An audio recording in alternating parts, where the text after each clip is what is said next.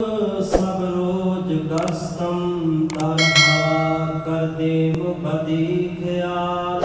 सतगुरु महाराज ने समझाउणा कीता कि बंदा जिंदगी दे विच वेखो दिन भी मिलता है ते इहनूं रात भी मिलती है।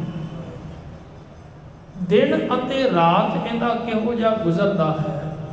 बहुतायत महाराज आखदे ने वो बदियां दे ख्याल विच। बहुतायत समा या तो समा जिहड़ा है बदियां विच बतीत हुंदा है ते या फिर चंगे ख्याल। दो ही ये पक्ष ने जीवन दे, एक चंगा एक बुरा। हर एक मनुख दुनिया अंदर जीवन लैके आउंदा है ते जिहड़ा जीवन है जिहड़े दाने पुरख हुंदे ने सियाणे पुरख हुंदे ने उन्हां नूं इस गल दा ज्ञान है भी जन्म ते मौत ये जिहड़ी एक समान घटना है, इहदे विच कोई फर्क नहीं। जे जन्म ते मरण विच कोई फर्क नहीं तो जिहड़े आम लोग ने सवाल करनगे भी फिर जन्म लैण दा की फायदा होया जे इन्हां विच कोई अंतर नहीं। अगला सवाल जे जन्म लै ही लिया तो जन्म लैंदे फिर खत्म क्यों ना हो गया। पर सच जाणिओ जिहड़ा समझदार इंसान है उन्होंने इस गल का पता है जन्म अते मौत के दरम्यान जिहड़ा समा मिले है वो डिस्टेंस है जिहड़ा वो फर्क है जिहड़ा उनदे विच जिहड़े काम करने ने उही चंगियाई ते बुराई बनते हैं। वो जिहड़ा समा वो भावें समा 5 साल का होवे भावें 10 साल का होवे ते भावें 50 या 100 साल का होवे। कुदरत ने इस मनुख के जीवन नूं तां ही जिहड़ा है स्वीकार कीता जे इहदा जीवन चंगा होवे, नहीं तो कुदरत भी स्वीकार नहीं करती। जिहड़ा इस जीवन नूं हासिल करके चंगे काम करता है। मैं वेख्या दुनिया के अंदर कई लोग ऐसे ने जिहड़े कि अपने समाजिक लोगों दे विच अपनी कई हुई गल नूं उन्हां दे दिलां दे विच रख देंदे ते लोग उन्हां दी चंगी विचार समझ के स्वीकार कर लेंदे। पर कई ऐसे लोग हुंदे ने जिन्हां दी गल स्वीकार नहीं की जाती। हो सकता वो किसी होर ढंग नाल किसी होर थां ते गल करन ते उस गल नूं पहचान मिल जाए। पर कई चलाक लोग ऐसे हुंदे ने जिहड़े कि पहला समय में चंगे पुरख सन जिन्हां ने चंगियाई जीवन में कमाई ते चंगी गल चंगे पक्ष नूं अगे रखिया। पर जिहड़े चलाक लोग सन उन्हां ने उस गल नूं किसी होर तरीके नाल प्रचारिया जिहड़े कि समाज दे विच बड़े खतरनाक सन। उन्हां लोकां दी जिहड़ी विचारधारा सी वो इन्नी भैड़ी सी खतरनाक सी कि लोकां वास्ते वो जहर का काम करदी सी। फिर कुछ धर्मी लोग दुनिया दे विच आए, उन्हां धर्मी लोकां ने कोई चंगी विचारधारा का प्रचार किया तां जो वो जहर नूं खत्म किया जा सके जिहड़े लोकां दे अंदर सी, जिहड़ी भैड़ी विचार सी, जिहड़ी समाज नूं ढैंदी कला वाले पासे थल्ले निगार वाले पासे लैके जाती सी। उन्होंने चंगी विचार मनुखता के सामने रखी, चंगियां गल्लां प्रचारियां जिहदे नाल मनुखी सोच विकसित हुई तो उच्चा मनुख उठिया। हुण दुनिया अंदर कई ऐसे मनुख ने जिहड़े कि असल दे विच जिउंदे थोड़ा समा ने पर वो चंगा इन्ना वंड जाते हैं कि दुनिया बाद दे विच उस चंगे नूं प्रचारती रही है। चंगा पढ़ के सुन के ते जीवन बदलते रही। पर कई लोग ऐसे ने जिंदगी तो 70 साल की होगी पर चंगा कुछ भी नहीं किया। ऐसे लोग जिहड़े हन वो मरिया के बराबर ही, उन्हां दी जिंदगी भावें 10 साल हो भावें 100 साल हो कोई लाभ नहीं। क्योंकि जे इन्नी जिंदगी हासिल करने तो बाद भी जे तुसी चंगा नहीं बन सके या चंगा किसी को नहीं दे सके तो फिर उस जीवन का की लाभ, वो जीवन का कोई लाभ नहीं। जदों आपां गुरु गोबिंद सिंह महाराज पातशाह जी के जीवन को पढ़ते हैं तो गुरु गोबिंद सिंह महाराज पातशाह जी के 2 साहिबजादे वड्डे चमकौर की गढ़ी में शहीदी का जाम पीते हैं। अगर उस समय वो फैसला सही ना गुरु पातशाह जी लेंदे अपने दोवें पुत्रां नूं बचा लेंदे तो सच जाणिओ फिर जिहड़ी पहचान अज उन्हां दी है वो नहीं सी होंदी। जे 2 साहिबजादे ते माता गुजर कौर जी उत्थे सरहद की धरती के उत्ते शहादत का जाम पींदे ने, जे अगर वो सही फैसला ना लेंदे तो अज वो इतिहास में ना कुछ होर होना सी। जिंदगी दे विच चंगा पक्ष होवे ते फैसला भी जिहड़ा है वो सही लै सकदा बंदा, ते जे जीवन में चंगियाई ना होवे तो फैसला भी चंगा नहीं लै सकदा। ਚੰਗਾ ਫੈਸਲਾ ਹੀ ਚੰਗਾ ਜੀਵਨ ਬਣਾਉਂਦਾ ਹੈ, ਤੇ ਚੰਗਾ ਜੀਵਨ ਹੀ ਜਿਹੜਾ ਹੈ ਉਹ ਮਾਲਕ ਦੇ ਦਰ ਤੇ ਪਰਮੇਸ਼ਰ ਦੇ ਦਰ ਤੇ ਪ੍ਰਵਾਨ ਹੁੰਦਾ ਹੈ। ਤਾਂ ਹੀ ਗੁਰੂ ਨਾਨਕ ਦੇਵ ਮਹਾਰਾਜ ਜੀ ਨੇ ਬੜੀ ਪਿਆਰੀ ਵਿਚਾਰ ਸਮਝਾਈ।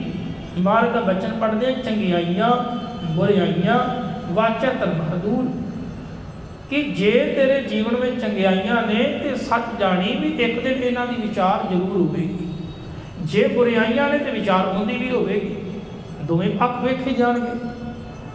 ਜੇ ਚੰਗਿਆਈਆਂ ਨੇ ਤੇ ਤੂੰ ਰੱਬ ਦੇ ਨੇੜੇ ਹੈ, ਜੇ ਬੁਰਾਈਆਂ ਨੇ ਤੇ ਰੱਬ ਤੋਂ ਦੂਰ ਹੈ। ਸਤਿਗੁਰੂ ਨਾਨਕ ਦੇਵ ਮਹਾਰਾਜ ਪਾਤਸ਼ਾਹ ਜੀ ਨੂੰ ਮੱਕੇ ਦੀ ਧਰਤੀ ਤੇ ਇਹ ਸਵਾਲ ਕੀਤਾ ਗਿਆ ਵੀ ਇਹ ਦੱਸੋ, ਹਿੰਦੂ ਚੰਗਾ ਹੈ ਕਿ ਮੁਸਲਮਾਨ ਚੰਗਾ ਹੈ? ਔਰ ਬੜੇ ਇਨਸਾਫ ਦੀ ਗੱਲ ਪਾਤਸ਼ਾਹ ਜੀ ਨੇ ਉੱਥੇ ਕੀਤੀ। ਉੱਥੇ ਕੋਈ ਕਿਸੇ ਦਾ ਪੱਖ ਨਹੀਂ ਲਿਆ। ਬਾਬੇ ਨਾਨਕ ਨੇ ਆਖਿਆ, ਬਾਬਾ ਆਖੇ ਹਾਜੀਆਂ ਸ਼ੁਭ ਅਮਲਾਂ ਬਾਜੋ ਦੋਨੋਂ ਰੋਏ। ਜੇ ਚੰਗੇ ਅਮਲ ਨਹੀਂ ਤੇ ਕੀ ਹੋ ਗਿਆ ਜੇ ਹਿੰਦੂ ਹੈ, ਜੇ ਚੰਗੇ ਅਮਲ ਨਹੀਂ ਤੇ ਕੀ ਹੋ ਗਿਆ ਮੁਸਲਮਾਨ। ਇੱਕ ਮੁਸਲਮਾਨ ਜੇ ਚੰਗੇ ਕੰਮ ਕਰਦਾ ਹੈ ਤੇ ਉਹ ਵੀ ਖੁਦਾ ਦੇ ਦਰ ਤੇ ਪ੍ਰਵਾਨ ਹੈ, ਤੇ ਜੇ ਇੱਕ ਹਿੰਦੂ ਚੰਗੇ ਕੰਮ ਕਰਦਾ ਉਹ ਵੀ ਮਾਲਕ ਦੇ ਦਰ ਤੇ ਪ੍ਰਵਾਨ ਹੈ। ਪਰ ਜੇ ਹਿੰਦੂ ਚੰਗੇ ਕੰਮ ਨਾ ਕਰੇ ਉਹ ਵੀ ਪ੍ਰਵਾਨ ਨਹੀਂ, ਤੇ ਮੁਸਲਮਾਨ ਤਾਂ ਵੀ ਪ੍ਰਵਾਨ ਨਹੀਂ। ਅਸਲ ਤੇ ਕਹਾਣੀ ਜਿਹੜੀ ਹੈ ਉਹ ਤੇਰੇ ਚੰਗੇ ਪੱਖ ਦੀ ਹੈ। ਜੇ ਤੂੰ ਚੰਗਾ ਕਰੇਗਾ ਤੇ ਮਾਲਕ ਦੇ ਦਰ ਤੇ ਪ੍ਰਵਾਨ ਹੋਵੇਗਾ, ਤੇ ਨਹੀਂ। ਹੁਣ ਇੱਕ ਮਨੁੱਖ ਐਸਾ ਹੈ ਦੁਨੀਆ ਦੇ ਅੰਦਰ ਜਿਹੜਾ ਚਾਹੁੰਦਾ ਹੈ ਵੀ ਮਿਲੇ ਮੈਨੂੰ ਚੰਗਾ, ਪਰ ਮੈਂ ਚੰਗਾ ਕਰਾਂ ਨਾ। ਇਹ ਸੋਚ ਵੀ ਚੰਗਾ ਕਰਾਂ ਨਾ ਪਰ ਚੰਗਾ ਮਿਲ ਜਾਵੇ। ਬਾਬਾ ਫਰੀਦ ਜੀ ਨੇ ਇੱਕ ਬੜਾ ਪਿਆਰਾ ਬਚਨ ਕੀਤਾ। ਉਹ ਆਖਦੇ ਨੇ, ਫਰੀਦਾ ਲੋੜੈ ਦਾਖ ਬਿਜ਼ੁਰੀਆਂ ਕਿੱਕਰ ਬੀਜੈ ਜੱਟ। ਇੱਕ ਬੰਦਾ ਉਹ ਕਹਿੰਦਾ ਮੈਨੂੰ ਬਿਜ਼ੌਰ ਦੇ ਇਲਾਕੇ ਦੇ ਜਿਹੜੇ ਛੋਟੇ ਅੰਗੂਰ ਹੁੰਦੇ ਨੇ ਮੈਨੂੰ ਉਹ ਪ੍ਰਾਪਤ ਹੋ ਜਾਣ, ਪਰ ਬੀਜਦਾ ਕਿੱਕਰ ਹੈ। ਕਦੀ ਕਿੱਕਰਾਂ ਨੂੰ ਵੀ ਕਹਿਣਗੇ ਕੀਮਤੀ ਕੋਈ ਇਸ ਤਰ੍ਹਾਂ ਅੰਗੂਰ ਲੱਗੇ। ਜੇ ਤੂੰ ਬੀਜੇ ਹੀ ਕਿੱਕਰ ਨੇ ਤੇ ਕੰਡੇ ਲੱਗਣਗੇ। ਜੇ ਤੂੰ ਪਾਪ ਕਰਦਾ ਹੈ, ਜੇ ਤੂੰ ਮਾੜੇ ਕੰਮ ਕਰਦਾ ਹੈ, ਭੈੜੇ ਕੰਮ ਕਰਦਾ ਹੈ, ਭੈੜੇ ਅਮਲ ਕਰਦਾ ਹੈ, ਤੇ ਫਿਰ ਤੂੰ ਇਹ ਕਿਵੇਂ ਸੋਚ ਲਿਆ ਵੀ ਇਹਨੂੰ ਚੰਗੀ ਫਸਲ ਲੱਗੇਗੀ? ਜੇ ਤੂੰ ਫਸਲ ਹੀ ਮਾੜੀ ਬੀਜੀ ਹੈ, ਜੇ ਤੂੰ ਬੀਜ ਹੀ ਕਿੱਕਰ ਰਿਹਾ ਤਾਂ ਫਿਰ ਤੈਨੂੰ ਕੰਡੇ ਹੀ ਪ੍ਰਾਪਤ ਹੋਣਗੇ। ਜੇ ਤੈਨੂੰ ਚੰਗੀ ਫਸਲ ਚਾਹੀਦੀ ਤਾਂ ਫਿਰ ਇੱਕ ਗੱਲ ਯਾਦ ਰੱਖੀ, ਫਿਰ ਉਸ ਵਾਸਤੇ ਤੈਨੂੰ ਚੰਗੇ ਬੀਜ ਬੀਜਣੇ ਪੈਣਗੇ। ਜੇ ਚੰਗੇ ਕੰਮ ਕਰੇਗਾ, ਚੰਗੀ ਸੋਚ, ਚੰਗੀ ਵਿਚਾਰਧਾਰਾ ਦਾ ਮਾਲਕ ਬਣੇਗਾ, ਤੇ ਫਿਰ ਤੈਨੂੰ ਉਹ ਚੰਗਾ ਹੀ ਹਾਸਲ ਹੋਵੇਗਾ। ਇਹ ਤੇ ਦੁਨੀਆ ਦੀ ਇੱਕ ਕਹਾਵਤ ਹੈ ਵੀ ਕੁਦਰਤ ਦਾ ਇੱਕ ਨੇਮ ਹੈ ਵੀ ਜਿਹੜੀ ਚੀਜ਼ ਕਿਸੇ ਨੂੰ ਦੇ ਰਹੇ ਹੋ ਨਾ ਤੇ ਲੈਣ ਲਈ ਫਿਰ ਤਿਆਰ ਹੋ। ਜੋ ਤੁਸੀਂ ਦੇ ਰਹੇ ਹੋ ਉਹ ਲੈਣ ਲਈ ਤਿਆਰ ਹੋ। ਜੇ ਕਿਸੇ ਨੂੰ ਚੰਗਾ ਕੁਝ ਦੇ ਰਹੇ ਹੋ ਤੇ ਚੰਗਾ ਤੁਹਾਨੂੰ ਆਪੇ ਮਿਲ ਜਾਣਾ, ਤੇ ਜੇ ਤੁਸੀਂ ਕਿਸੇ ਨੂੰ ਮਾੜਾ ਦੇ ਰਹੇ ਹੋ ਤੇ ਫਿਰ ਮਾੜਾ ਲੈਣ ਲਈ ਤਿਆਰ ਹੋ। ਇਹ ਨਾ ਸੋਚਿਓ ਵੀ ਹੋ ਸਕਦਾ ਵੀ ਮੈਨੂੰ ਚੰਗਾ ਮਿਲਦਾ ਰਹੇ ਤੇ ਮੈਂ ਕਿਸੇ ਨੂੰ ਮਾੜਾ ਦੇਵਾਂਗਾ। ਨਹੀਂ, ਸਤਿਗੁਰ ਪਾਤਸ਼ਾਹ ਜੀ ਦਾ ਇੱਕ ਪਾਵਨ ਬਚਨ ਹੁੰਦਾ ਹੈ। ਗੁਰਦੇਵ ਜੀ ਆਖਦੇ ਨੇ, ਜੋ ਜੀ ਹੋਏ ਸੋ ਉਗਵੈ, ਮੂੰਹ ਕਾ ਕਹਿਆ ਭਾਉ, ਬੀਜੈ ਭਿਖ ਮੰਗੈ ਅੰਮ੍ਰਿਤ। ਵੇਖੋ ਇਹ ਲਿਆਓ, ਤੂੰ ਜ਼ਹਿਰ ਬੀਜ ਕੇ ਇਹ ਸੋਚਦਾ ਹੈ ਵੀ ਮੈਨੂੰ ਅੰਮ੍ਰਿਤ ਪ੍ਰਾਪਤ ਹੋ ਜਾਵੇਗਾ। ਨਹੀਂ ਪਿਆਰਿਆ, ਜ਼ਹਿਰ ਬੀਜਣ ਨਾਲ ਜ਼ਹਿਰ ਹੀ ਹਾਸਲ ਹੋਵੇਗਾ। ਅੰਮ੍ਰਿਤ ਬੀਜੇਗਾ ਤੇ ਅੰਮ੍ਰਿਤ ਭਾਵ ਚੰਗਾ ਬੀਜੇਗਾ ਤੇ ਦੁਨੀਆ ਦੇ ਵਿੱਚ ਤੈਨੂੰ ਚੰਗਾ ਪ੍ਰਾਪਤ ਹੋਵੇਗਾ, ਚੰਗਿਆਈ ਹਾਸਲ ਹੋਵੇਗੀ। ਬੁਰਾ ਬੀਜੇਗਾ ਤੇ ਬੁਰਾ ਵੱਢਣ ਲਈ ਤਿਆਰ ਹੈ। ਕੁਦਰਤ ਦਾ ਨੇਮ ਹੈ। ਤਾਂ ਹੀ ਮਹਾਰਾਜ ਨੇ ਇਹ ਪਾਵਨ ਬਾਣੀ ਅੰਦਰ ਬਚਨ ਸਮਝਾ ਦਿੱਤਾ, ਦੱਦੈ ਦੋਸ਼ ਨਾ ਦਿਓ ਕਿਸੇ, ਦੋਸ਼ ਕਰਮਾ ਆਪਣਿਆ, ਜੋ ਮੈਂ ਕੀਆ ਸੋ ਮੈਂ ਪਾਇਆ, ਦੋਸ਼ ਨਾ ਦੀਜੈ ਆਵਰਜਣਾ। ਕਿਸੇ ਨੂੰ ਦੋਸ਼ ਨਾ ਦੇ, ਕਿਉਂ? ਕਿਉਂਕਿ ਤੂੰ ਬੀਜਿਆ ਤੇ ਤੈਨੂੰ ਵੱਢਣਾ ਪਏਗਾ। ਜੋ ਤੂੰ ਖਾ ਰਿਹਾ ਉਹ ਤੂੰ ਕੱਲ ਬੀਜਿਆ ਸੀ, ਤੂੰ ਬੀਜਿਆ ਸੀ ਤੇ ਤੂੰ ਅੱਜ ਵੱਢ ਰਿਹਾ, ਫਸਲ ਤੈਨੂੰ ਪ੍ਰਾਪਤ ਹੋ ਰਹੀ। ਤਾਂ ਸਤਿਗੁਰ ਸੱਚੇ ਪਾਤਸ਼ਾਹ ਜੀ ਨੇ ਬੜੀ ਕਿਰਪਾ ਕੀਤੀ। ਦੁਨੀਆ ਅੰਦਰ ਐਸੇ ਮਹਾਨ ਪੁਰਖ ਹੋਏ ਨੇ ਜਿਨ੍ਹਾਂ ਨੇ ਉਮਰ ਥੋੜੀ ਭੋਗੀ ਹੈ ਪਰ ਚੰਗਾ ਬਹੁਤ ਕਰਕੇ ਗਏ। ਅੱਜ ਵੀ ਲੋਕ ਉਹਨਾਂ ਦੀਆਂ ਕਿਤਾਬਾਂ ਨੂੰ ਪੜ੍ਹ ਕੇ, ਜਿਹੜੇ ਚੰਗੇ ਵਿਦਵਾਨ ਉਹਨਾਂ ਦੀਆਂ ਕਿਤਾਬਾਂ ਨੂੰ ਜਾਂ ਧਾਰਮਿਕ ਗ੍ਰੰਥਾਂ ਨੂੰ ਪੜ੍ਹ ਕੇ ਅੱਜ ਵੀ ਜੀਵਨ ਦੀ ਸੇਧ ਲੈ ਰਹੇ ਨੇ। ਉਹ ਅੱਜ ਵੀ ਮਰੇ ਨਹੀਂ, ਉਹ ਸਾਡੇ ਨਾਲ ਨੇ। ਜੇ ਉਹਨਾਂ ਦੀ ਸੋਚ ਅੱਜ ਵੀ ਸਾਡੇ ਜੀਵਨ ਨੂੰ ਬਦਲਣ ਲਈ ਤਿਆਰ ਹੈ, ਉਹ ਭਾਵੇਂ ਦੁਨੀਆ ਵਿੱਚੋਂ ਸਰੀਰ ਕਰਕੇ ਨਹੀਂ ਪਰ ਸੋਚ ਕਰਕੇ ਸਾਡੇ ਨਾਲ ਨੇ। पर एक वो ने ਜਿਹੜੇ ਦੁਨੀਆ ਵਿੱਚ ਬੜੀ ਲੰਮੀ ਉਮਰ ਭੋਗ ਕੇ ਗਏ। ਕਈ ਵੱਡੇ ਵੱਡੇ ਵਿੱਚ ਦੁਨੀਆ ਸੰਨਿਆਸੀ ਤਪਸੀ ਵੀ ਹੋਏ ਨੇ, ਬੜੇ ਵੱਡੇ ਵੱਡੇ ਯੋਗੀ ਵੀ ਹੋਏ ਨੇ, ਪਰ ਉਹਨਾਂ ਨੇ ਸਮਾਜ ਦਾ ਕੋਈ ਚੰਗਾ ਨਹੀਂ ਕੀਤਾ। ਜੇ ਸਮਾਜ ਦਾ ਕੋਈ ਚੰਗਾ ਨਹੀਂ ਕੀਤਾ ਜਾਂ ਆਪਣੇ ਆਪ ਦਾ ਕੋਈ ਚੰਗਾ ਨਹੀਂ ਕੀਤਾ, ਉਹਨਾਂ ਨੂੰ ਕੌਣ ਯਾਦ ਕਰਦਾ ਹੈ?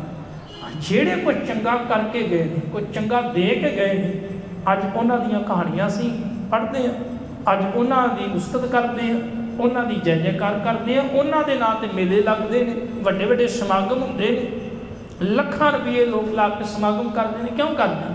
ਕਿਉਂਕਿ ਉਹਨਾਂ ਦੀ ਚੰਗੀ ਵਿਚਾਰਧਾਰਾ ਜਿਉਂਦੀ ਹੈ, ਉਹਨਾਂ ਨੂੰ ਜਿਉਂਦਿਆਂ ਰੱਖਦੀ ਹੈ। ਇਸ ਕਰਕੇ ਕਿਸੇ ਵਿਦਵਾਨ ਨੇ ਇੱਕ ਬੜੀ ਪਿਆਰੀ ਗੱਲ ਲਿਖੀ ਸੀ, ਮੈਂ ਪੜ੍ਹੀ ਸੀ। ਉਹ ਕਹਿੰਦਾ ਏ, ਜੇ ਤੂੰ ਸਦਾ ਜਿਉਂਦਾ ਰਹਿਣਾ ਚਾਹੁੰਦਾ ਹੈ ਨਾ, ਫਿਰ ਆਹ ਦੋ ਕੰਮ ਕਰ ਜਾ।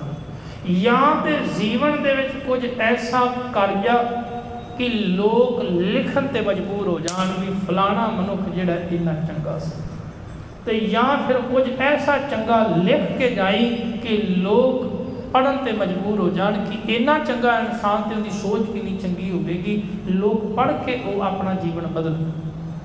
ਸਤਿਗੁਰ ਮਹਾਰਾਜ ਪਾਤਸ਼ਾਹ ਜੀ ਨੇ ਬਚਨ ਵਿੱਚ ਸਮਝਾਉਣਾ ਕੀਤਾ ਕਿ ਭਾਈ ਅਮਲਾਂ ਤੋਂ ਬਿਨਾਂ ਜ਼ਿੰਦਗੀ ਅਜਾਈਂ ਚਲੀ ਜਾਂਦੀ ਹੈ।